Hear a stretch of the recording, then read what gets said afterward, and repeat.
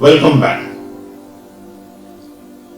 Today for our discussion we will take the Gospel of Luke chapter 11 verses 27 and 28. Let me read out to you this text. While he was saying this, a woman in the crowd raised her voice and said to him, "Blessed is the womb that bore you and the breast that nursed you."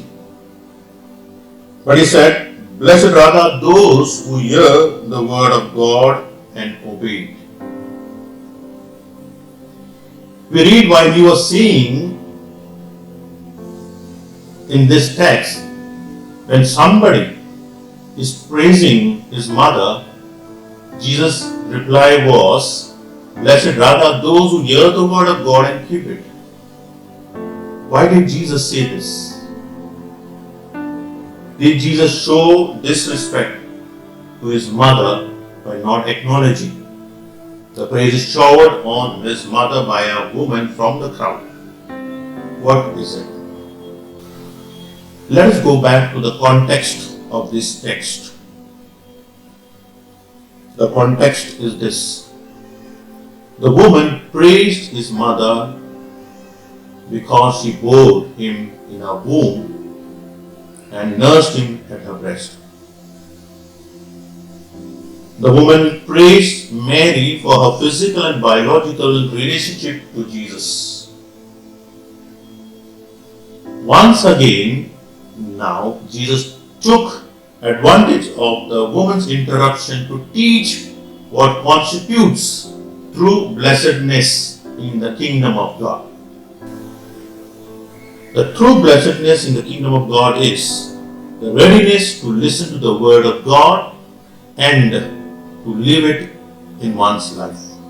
Like yesterday's talk in Matthew chapter 12 verses 46 to 50, it was doing the will of God that you become part of Jesus' spiritual family. Today, it is listening and following the word of God, you become blessed. So according to Jesus' norm, then Mary is truly blessed, for she indeed heard the word of God and obeyed it. We read this in Luke chapter 1 verse 38, where Mary said, "Behold, I am the handmaid of the Lord, let it be done according to your word." Mary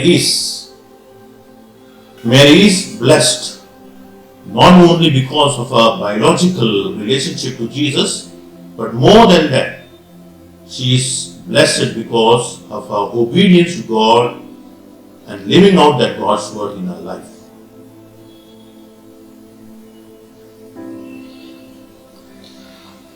That is why the church, in Catechism of the Catholic Church, number 148, let me read out to you what the church has to say about Mary.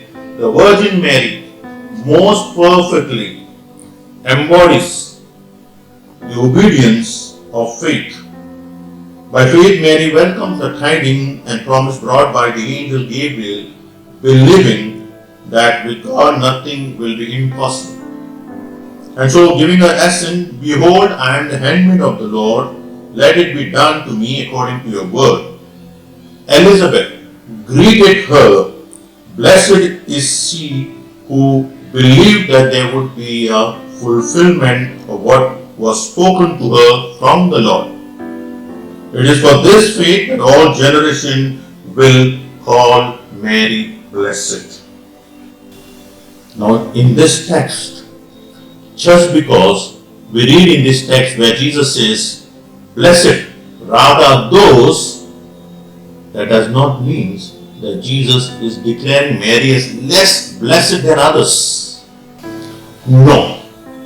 She is already the blessed one of God the Father, who has chosen her to be the biological mother of Jesus, and now more than that, she is blessed because she fulfills the word of God by obeying and putting it into practice in our life. The tradition of the church has always read this text as praises from Jesus to his mother Mary. Let me read out to you from Catechism of the Catholic Church, number 506, where it says, Mary is more blessed because she embraces faith in Christ than because she conceived the flesh of Christ, echoing the words of Jesus. Further, again, the CCC, the Catechism of the Catholic Church, number 149. The Church says throughout her life and until her last days of suffering, when Jesus, her Son, died on the cross, Mary's faith never wavered. She never ceased to believe in the fulfillment of God's word, and so the Church venerates Mary, the purest realization of faith. In conclusion, we see in this text that Jesus is showing respect, honor, and expresses his praise to Mary, his mother, rather than disrespecting her. In fact, what Jesus is doing is that he's giving Mary as a model to follow. Don't we do this in our daily life? That we refer to those who are perfect in doing things, they become model for others. Similarly, Mary becomes the perfect model for us in hearing the word of God and keeping it. So, true blessedness is in hearing the word of God and obeying it, which Mary did so well. So let us ask Mary, a loving mother, to teach us to listen to the word of God and obey it. Let us pray for this intention during this Novena prayers which we will together recite. Let us now say the Novena prayers together. O Blessed Virgin Mary, our dear Mother, we rejoice at God's special favor bestowed on you in choosing you to be the mother of His divine Son. With deep faith, you willingly said yes to the angel Gabriel and brought forth Jesus our Savior into the world. With extraordinary care, courage, and commitment, you fulfilled your responsibilities as a devoted mother and a worthy handmaid of the Lord. O dear Mother, we rejoice as we look forward to the celebration of your birthday. What better gift can we offer you, O Mary, on your birthday than by wholeheartedly living as you live in total devotion to Jesus, your Son. May we ever keep Him at the center of our lives, the source of inspiration for the members of our families and our parish. Together, pray for us, O Mary, to your Son, Jesus, and help us to live Christ-centered lives at the service of others. Thus, may our lives truly manifest the love of God, our Father, as we strive through the power of the Holy Spirit to bear witness to His kingdom in our midst. Amen.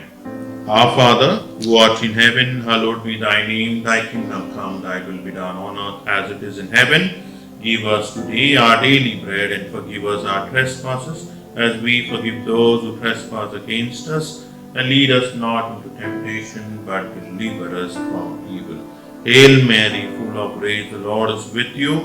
Blessed are you amongst women, and blessed is the fruit of thy womb, Jesus. Holy Mary, Mother of God, pray for us sinners, now and at the hour of death. Amen. Glory be to the Father, and to the Son, and to the Holy Spirit, as it was in the beginning, is now, and ever shall be, world without end. Amen. The Lord be with you. Through the intercession of Mary, our loving Mother, may Almighty God bless you, the Father, and the Son, and the Holy Spirit. Amen. God bless you.